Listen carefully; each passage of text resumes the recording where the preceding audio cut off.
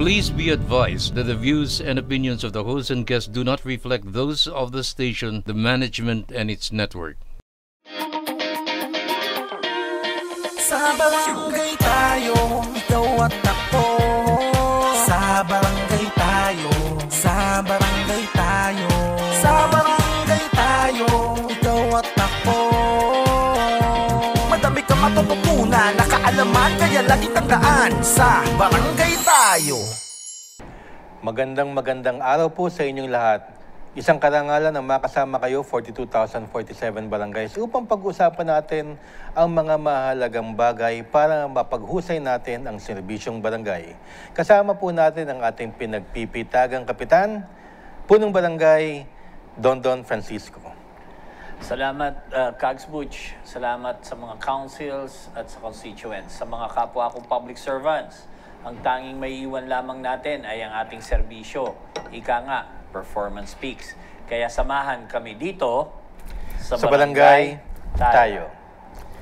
Thank you very much, Kapitan. Una sa lahat, si SK May po hindi natin kasama at napaka-busy po niya sa kanyang mga repertorial duties. Alam niyo naman, si Kagawad Marie, pinaghihilahan ng mga kandidato sa Parañaque at nandun po siya sa mga nauuso ngayong Unity Walk. Unity Walk, kunyari? Kaya nga nauuso. Unity Walk. Kakikita ko lang nagwawak nga yung mga kakalaman, hindi naman nagpapansinan. Unity Walk. Di ba plastic walk dapat yun? Pero, well, yan ang nauuso ngayon. At okay naman, sige, basta anything na, alam mo naman, di ba, ang politika masaya Parang fiesta yan. Oo, tama. Pero, Kap, alam kong hindi fiesta sa inyo sapagkat kakamustahin nga namin, nagkasunog pala sa inyong barangay na Mayan. Yes, nabalita kami sa mga periodiko, periodiko, luma na yun. Medyo sa TV, sa news, at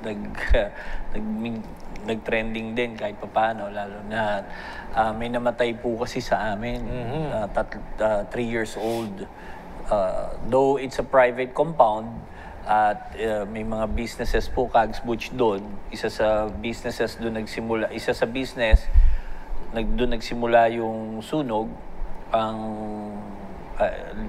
parang lechonan. Yun, natrap yung bata, yung tatay nagtitimpla ng lechon. Nagkaroon ng faulty wiring or something, electrical problem. So, nagsimula, hindi nakalabas yung bata kasi mismong doon sa may pintuan nagsimula yung sunog. Wala masyadong means para makalabas, walang bintana and everything. Nako, napakalungkot na balita. 3 years old. Yes, 3 years old. Anyway, hindi siguro may iwasan at nakikiramay kami sa pamilya at nakikiramay kami sa barangay na Mayan, Kap. Yes, mahirap po yung medyo lunis na lunis po kasi nangyari to. 6 o'clock in the morning. So, hindi maganda yung simula ng week, lalo na't may Though tinutulungan naman namin yung pamilya at yung mga naapektuhan ng sunog kasi 3 companies yun. At tinutulungan din ng city government with... Anong tulong ng barangay na naibigay ninyo, Kap, sa mga biktima? Doon muna ako doon sa mag-ama kasi yes, yung pamilya, yun lang ang nandoon sa akin Yung mag-ama, nakaburol ngayon po yung bata, pinakremate, yung urn, syempre lahat ng gastos, pagkain doon sa burol, kahit paano ay sumusuporta po tayo. At meron ding mga pumupunta na mga tao nakikiramay. Yung kanilang pamasahe at babalik daw ng Bicol. So yan po ay sagot na ng barangay. Wala na pong lahanin. Pati yung pinagbuburulan, kasi chapel po yun, may bayad po yun. At kuryente, ako na po yun, sa barangay na po yun.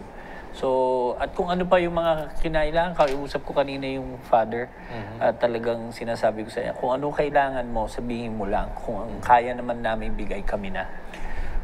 Okay, yan ang sinasabi natin, Kap, na lahat ng tulong necessary, aabot yan ng barangay. Yes. At sabi nga natin, lahat ng mangyari sa barangay, sa mga kapitbahay natin, traffic man, sunog, nakawan, chismis, sigawan, nagkasuntukan, barangay talaga ang mag-aayos. Yeah.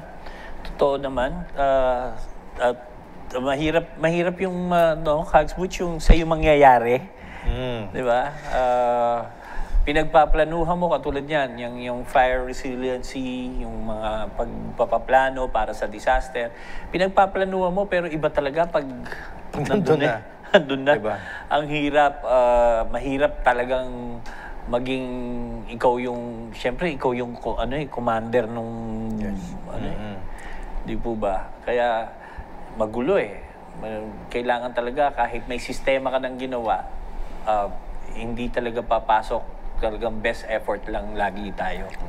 Anyway, nagpapasalamat pa rin kami at isa pa rin kayong magandang ehemplo na hindi nyo pinababayaan ang inyong mga kapitbahay. At mahirap magsabi ng move on, lalo na kung meron tayong nasawi na inosenteng bata. Pero anyway, may message ho ba kayo sa inyong mga kabarangay? Well, para sa mga...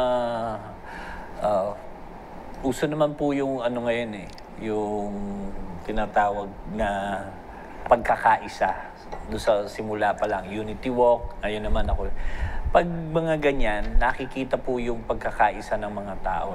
Lalo na kapag nalililok o nahuhulma ng tadhana ang isang barangay. So, lumalabas ho yung silver lining. Pangit ho nang magkaroon ng problema, pero syempre titignan nyo ho yung silver lining doon sa naging problema. So, kausap ko kaagad, nagpatawag po kaagad ako ng emergency session ng Barangay Council at medyo nire-repaso namin lahat ng mga kailangang repasuhin at improve pagdating sa disaster plan namin, yung Namayan Disaster Plan and programs. Yun po. At kung ano po yung mga dapat bilhin, i-procure, basta naaayon po sa policy at sa COA rules. Ayan, maraming salamat. And moving on sa ating barangay affairs, news around our barangays, naglabas ng anunsyo si Comelec Chairman George Garcia na bagamat maaaring magpakita ng suporta at sumama sa mga kandidatong napupusuan ang mga barangay officials, dapat patas ang mga ito sa paggamit ng barangay covered courts, mga plaza at barangay halls. Ang nasabing mga lugar ay kinukonsidera na public places with the use of public funds, kaya't anuman ang ipagamit na sakop ng barangay ay para sa lahat. Ang lalabag dito ay pwedeng isumbong sa DILG for violation of the Omnibus Election Code. Bakit? Because of the misuse of public funds nga daw po during election period. Usually ang napapagdudahan dito sa mga pagkampi-kampi, tsaka sa alam na mga pagkabayas daw ay ang ating mga punong barangay. Since you are the barangay captain, meron ho ba kayong experience na gano'n Experience no? Well, yeah. Lalo na magkaibang partido yung... ngayon wala kaming problema kasi walang medyo boring po yung aming elections sa Mandaluyong. Lalo na't walang kalaban naman ng mga kumakandidato doon. Pero noon, talagang ganyan. Merong mga... Rampant. Oo, Rampant talaga noon. Tapos, siyempre, mga tiga-barangay mo ay nasa kabilang partido. At pag kumampi ka naman doon sa incumbent, sasabihin sa'yo, bakit ka kumakampi? Bawal yan. Lalo na nung panahon na yun, Kagsbutch, wala pa yung deklarasyon ng Comelec sa Quinto versus Comelec. Dapat talaga, actually, yung mga ganyang bagay, nauunahan ng Comelec ang DILG. Dapat DILG nagpapalabas ng mga ganitong mga anunsyo Kasi under tayo ng DILG. Ewan ko ba kung ano nangyari sa DILG. Comelec pa nagsasabi. Pero DILG din ang magpaparusa sa atin Bakit ba nila pinagbabawal ang maging bias? Hindi naman wala namang problema kung bias kayo o hindi. Huwag nyo lang ipagkakait yung public property kasi public property, public place ang barangay. Ibig sabihin, ang nagpapaandal dyan, taong bayan, ang nagpupundo dyan, yung pondo na nilalagay ng ating taong bayan. Kaya hindi pwedeng suluhin ni kapitan o ni kagawad o pagbawalin na mag-express ng kanilang gusto at kausapin sa plaza halimbawa ang taong bayan para lang manalo ang kandidato nyo. Ayun, doon kayo madadali because mayayari dyan, pag pinagbawal ninyo, technically, misuse of public funds. Yeah. Kung what's good for the gander is good for the goose. Kapag pinagbawal nyo sa isang kandidato, huwag nyo payagan yung kandidato kung saan kayo malapit. Correct. Yung pagbawal nyo sa lahat. Ganun po yun. At talaga namang hindi tamang ginagamit yung barangay facilities sa isang programa ng kampanya. Politika. So, hindi tama po yun. At the same time, alam na rin naman ng mga kumakandidato yun saka nung headquarters ng mga kandidato na doon kayo sa street, doon kayo sa isang lugar, sa bahay, whatever, pero wag dito sa barangay. Sa amin din, kinausap ko po yung, lalo na sa school. Dati kasi ginagamit yung school Doon magpapaproject. Layo nyo yung school sa mga politika nyo. Wag gamitin yun. Ako naman, nung hindi pa tayo nakaupo, nakaranas tayo ng mga ganyan. Pero, sa amin kasi, nung expected na namin. Pero mabuti may lumabas na ganari ang COMELEC. No. Para nalalaman ng taong bayan na hindi yan dapat nagiging naturalmente o yung bang ordinaryong normal na ginagawa. At least alam nila na misuse of public funds yan kasi public place supported by the government ang mga building na yan. Meron lang akong konting dyan. Question na rin para at least hindi ko na itanong kay Attorney Boom ang incumbent kasi, halimbawa nagkaroon ng affair ang isang NGO o sa isang barangay facility, like for example gymnasium o kaya covered court, paano ngayon yung incumbent siya as a mayor, as a councilor, as a congressman, paano ngayon yung atake doon? Pwede ba siyang pumunta doon sa affair na yun? Halimbawa symposium about solo parent. Yung ganon. Paano ngayon yun as an incumbent? Yun kailangan malinawan para at least binabato namin ni Kags Butch itong question na to. Saka na lang namin sasagutin next week malamang. Kumbaga, kung ang incumbent pwedeng pumunta sa mga programa. O kaya kahit simple Zumba. Simple Zumba. Yan. 300 ang mga nagsasayaw doon. Si Zumba Master, sabay pupunta ako, halimbawa, para mga may ng konti. Alam mo na, mga pagkakataon na di ba? So, kung covered ba yan? Nasa guys ng Nutrition Council Project. Kaya nga. Pero sa totoong buhay, talagang ginagawan talaga ng paraan. Diba? Ako magpapazumba talaga, di ba? 300 pala yung members mo. Pazumba dyan, pupunta ako at may tayo at konting pamerienda. Parang gano'n, di ba? Pagkakataon na yun Yung pamerienda, anything of value, sinabi ni Attorney Boom. Patay tayo dyan, dami talagang bawal. Anyway, moving on, isa pa sa mga balita, ang COMELEC dismissed the disqualification case filed against the 5 Tulfo family members running for seats in the Senate and the House of Representatives. The petition was dismissed due to its insufficient form as the petitioner failed to provide copies of the Tulfo's certificate of candidacy. Anyway, maikli lang naman to, Kap, no? Ito yung sinasabi ng anti-dynasty at pinapatigil daw ang mga Tulfo brothers, family na tumakbo. Pero ang sabi ng COMELEC, hindi namin na-entertain. Dismiss na yan. Bakit? Hindi ka kasi nagbigay ng COC nila. Na-technical lang, na-technical.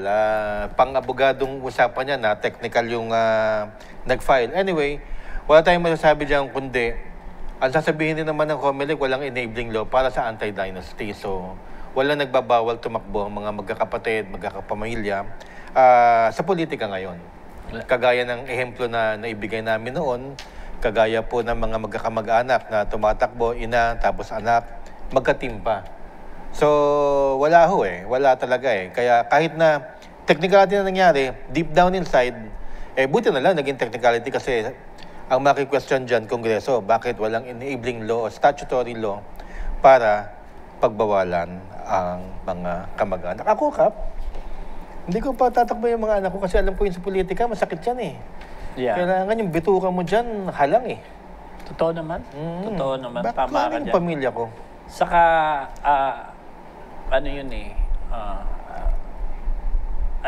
ako, lagi ko sinasabi sa mga kabarangay ko to eh, ayoko nung hand-me-down. Hand-me-down. Kailangan, yung anak ko, paghirapan niya yung kanyang posisyon. At kung ano pa yung gusto niyang tahaking posisyon, kailangan paghirapan niya yun. Hindi pa pwede yung, ako kasi si ano, dapat, well, sa akin yun opinion ko po yun. Pero minsan hindi natin maalis, di ba? Yeah. Kasi pag halimbawa, ang lolo mo, daddy mo, politiko, nagiging ganun ka rin kasi yun ang usapan niya sa bahay eh. Yeah. Hindi, saka pag, eto naman po yung ano dyan, binoboto ng tao eh. In other words, tao pa rin. Tao diba? pa rin na magdi-decide. Ngayon, Yes. kung ayaw nyo talaga ng dynasty, ayaw nyo ng mga ganon, huwag nyo huwing iboto. Si tatay lang iboto Diba? niyo, no? Pero binoboto ho eh. Oo, nasa tao pa rin talaga in the end. Kahit na mga halimbawa anak ko, mga pinsan ko magtakbuhan, nasa tao yan. Nasa tao. Ito, nag-aani ito ng marami itong mga reaksyon. Ang kagawad ba pwedeng hindi pumirma sa isang resolusyon, ordinansa, budget, contract, o anumang papeles sa barangay kung ayaw niya? May parusa ba ito? Ang sagot po mamaya sa second segment natin sapagkat ang ganda ng mga usapan at talagang aanuhin natin ang utak ni Kapitan Don dito para tayo'y malinawan lahat. Lahat po yan sa pagbabalik ng Sa Barangay Tayo. Sa barangay tayo, ikaw at ako. Nagbibigay ng aral sa mga kagawad at kapitan. Sa barangay